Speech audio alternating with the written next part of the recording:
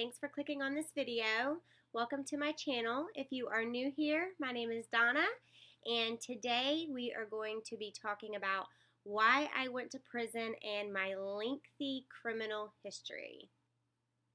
Get ready, I have pictures. Okay, what we are going to do is a timeline of my criminal history. I only committed crimes while under the influence, while I was in addiction. Since I have been home, I have had a couple car accidents, but other than that, that's it. I haven't been in trouble, not a lick, since I've been home. But my trouble started in 1993. I have been arrested 23 times. It started in 1993. I was 13 years old, and I cannot blame that on addiction. That was just poor choices. I had already gotten into with the wrong crowd and wanted what we couldn't afford. You know, I grew up poor, not poor, but I didn't have what other kids had. So I took it upon myself to steal some clothes from the mall, Gafers, and that's when it began, my criminal history. The next time I got in trouble, I was 15 years old, and that was for taking my aunt's car and getting into a car accident. I took her car and drove. I had already was skipping school, not going, trying to quit. I was already a really troubled teen. And I took her car, me and my cousin, and we want to go find some cute guys. So we decided to drive to this high school. It was like right as high school was letting out, and we're like, okay, let's go to so-and-so and see all the hot guys get out of school. And so we drove to the school, and right down the road, I ran a stop sign, and I crashed us. My cousin left me there to die alone. Nah, it is what it is. But from then on, it was non-stop. I got into trouble over and over and over. I mean, you got to think, 23 arrests. I went last night and I looked at the clerk of court. All of my records are online and they're public, so if you want to view them yourself, you're more than welcome to see that what I'm saying is real here.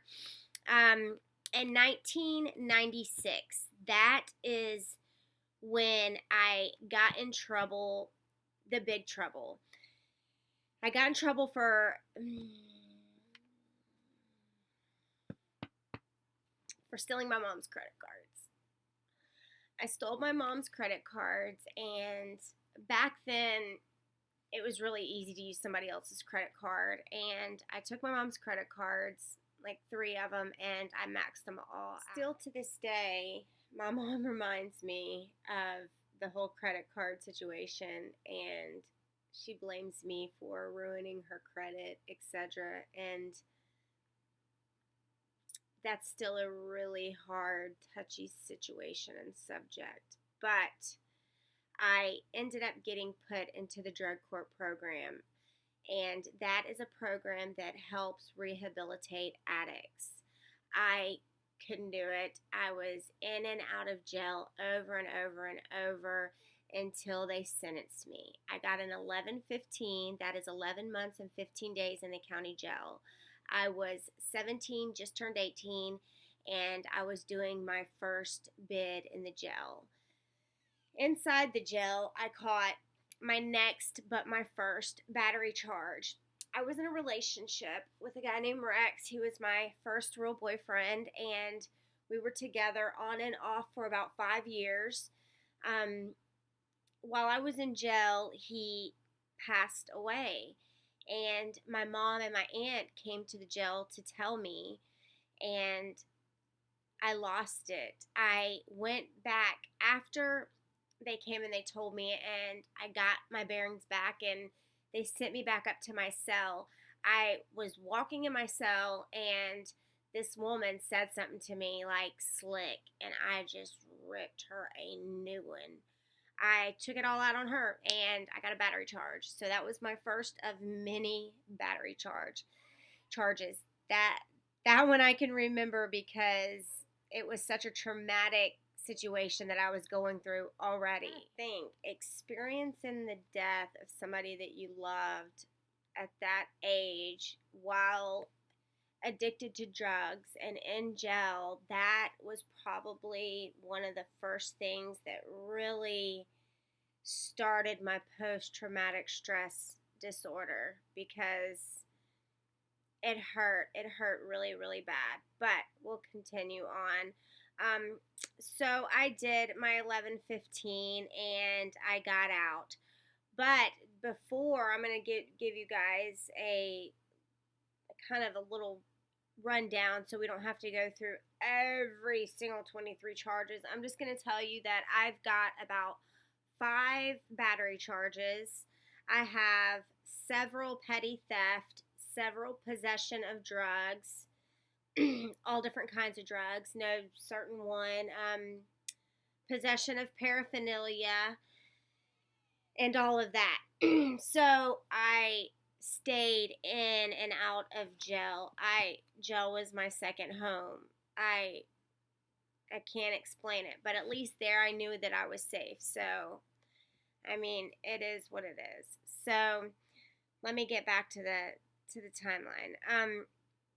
So I get out and I meet my next boyfriend, who I was with on and off for several years too. He kept me out of trouble for a little while, not long though.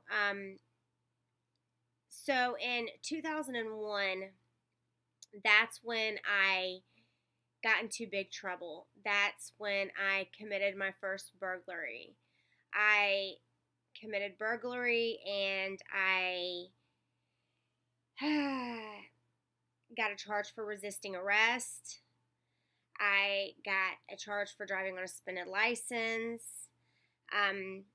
and resisting arrest. I, of course, tried to lie and say my name was some other name, and I never had no resisting with violences, but I have a ton of resisting without violence. I was always trying to lie my way out of it, saying my name was all kinds of crazy names. If you go and look, you'll see some of my crazy aliases. I'm not telling you here they're too embarrassing. I mean, all of this is embarrassing, but I'm here to get my story out there, and it is what it is. So, dang, I guess that's my saying. It is what it is, because it is what it is. Okay, so I get sentenced to 2 1-year and a days running concurrent. I ended up doing just about a year. That was my first time that I went to prison. And that's when I got out and went right back to my same old ways and committed even more crimes. This time it was much, much worse. I was already a felon. I had already had gun charges. So I was in big trouble. I mean, I had really gotten myself into a very bad predicament. So okay, let's go to 2000. In between, okay, from when I got out of prison, I started catching more charges. I got a possession of drug charges, possession of paraphernalia charges. I got 2 more burglaries. One of those burglaries, I stole 2 firearms, and I got more possession of a firearm by convicted felons. So that's why I got so much time the second time around. Of course, I got another resisting arrest because I tried to lie my way out of it and give aliases and all of that crazy stuff. But the second time I looked it up for you guys so that I could know exactly what sent me to prison the second time. I got 2 burglaries of a dwelling unoccupied. I got grand theft, 2 grand theft of a firearms, and possession of a firearm by a felon again.